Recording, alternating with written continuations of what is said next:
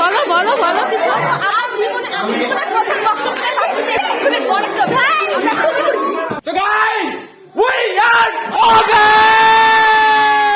আসসালামু আলাইকুম সবাইকে স্বাগত জানাচ্ছি নিলয় আবরারের আরো একটি ব্লগে। আপনারা অনেকে হয়তো আমার লাইভের মাধ্যমে জেনেছেন অবের থিঙ্ক ট্যাঙ্ক এর পক্ষ থেকে একটি ডিবেট কম্পিটিশনের আয়োজন করা হয়েছিল। সুতরাং এই ব্লগের মাধ্যমে আপনারা জানতে পারবেন সেই ডিবেট কম্পিটিশনের পরবর্তী কার্যক্রমের ধাপগুলো, যা শুরু হয়েছিল আমাদের প্রজেক্ট অফিসারের বক্তব্য দ্বারা। অ্যাকচুয়ালি আমি বুঝতেই পারি নাই যে এখানে এত সুন্দর একটা ডিবেট হতে যাচ্ছে এবং এত সুন্দর একটা ডিবেট আমি শুনতে পারবো।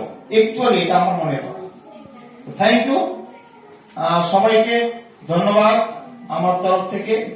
আমার এই সমস্ত অনুষ্ঠান দেখলে আমার মানে সর্বাত্মক উজাড় করে দেওয়ার ইচ্ছা করে, কিন্তু আর কি আর করবো। অ্যারেঞ্জ করেছে, পরিশ্রম করেছে, তাদেরকে সবাইকে ধন্যবাদ জানিয়ে ডিবেটের বিষয় ছিল মোবাইল ফোন আশীর্বাদ নাকি অভিশাপ, যেখানে অবেটকে দুই ভাগে ভাগ করা হয়েছিল। প্রথমত হলো থিঙ্ক ট্যাঙ্ক, তারপর হলো অবেট আইটি টিম। এই ডিবেট প্রতিযোগিতায় অবেট থিঙ্ক ট্যাঙ্ক ছিল মোবাইল ফোনের পক্ষে দলে, অন্যদিকে অবেট আইটি দল ছিল মোবাইল ফোনের বিপক্ষে, সুতরাং তারা বিপক্ষ দল।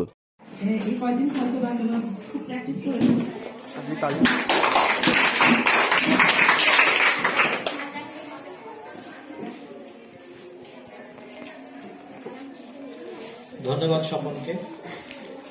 সর্বপ্রথম আমি আসলে এত সুন্দর একটা আয়োজন করার জন্য আয়োজকদেরকে অনেক ধন্যবাদ জানাচ্ছি, এবং সাথে সাথে তোমরা যারা এখানে অংশগ্রহণ করেছো পক্ষ বিপক্ষ দলে, সবাই আমাদেরই ছাত্রছাত্রী। যারা ফার্স্ট আসবে তারা তো আসবেই। যাই হোক, বুকের উপর পাথর নিয়ে কিন্তু ঘোষণাটা দিতে হবে। তারপর এটা বিচারকদের জন্য খুবই কঠিন হয়েছে।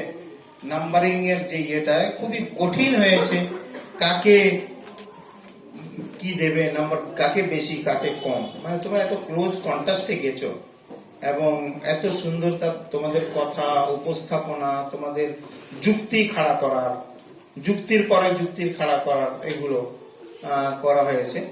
তবে বিষয়টা আছে যে একবার এক জায়গায় যেহেতু একটু পিছতে হবে, তাই না? তো সেই ক্ষেত্রে আমি তোমাদের কাছ থেকে ক্ষমা চেয়ে নেব। তো অ্যাকচুয়াল আমরা যারা দেখছেন সর্বশ্রেষ্ঠ শ্রেষ্ঠ যে বক্তা আমরা এখানে দেখছি, সবার সম্মিলিত ডিসিশনে সে হচ্ছে রাব্বি আহমেদ।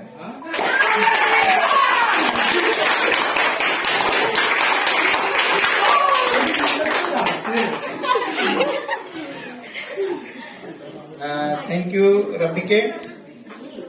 এখন দ্বিতীয় কাতারে যিনি আছেন, who is waiting for the race to be first next time, তারা হচ্ছে অবেট আইটি দল, সরি অবেট থিঙ্ক ট্যাঙ্ক দল।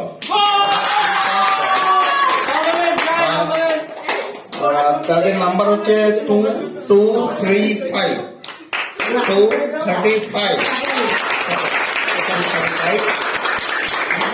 এবং আইটি দল 258 258 পে প্রথম।